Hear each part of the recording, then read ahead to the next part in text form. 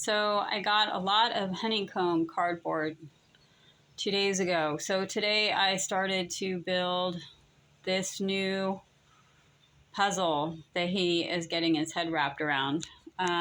So I started him off yesterday by just punching holes in the cardboard here. It's really thick, as you can see, and I would put treats in here and he would dig them out, and I would put them on top here, and there's a couple more up here. This game is totally new. He's only ever had to do games in a box at ground level, so this one is a lot higher and it's really challenging him a lot this time. There's also, it's totally safe, he'll never get hurt if anyone's concerned.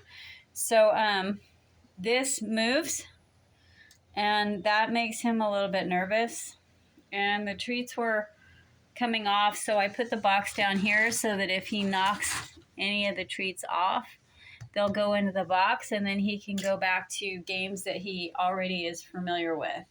So I'm gonna work with this one for a while, and if anyone's wondering, I just used a glue gun to attach the cardboard to one another, and it's pretty stable. So that's it. I hope you get some ideas out of this. Bye.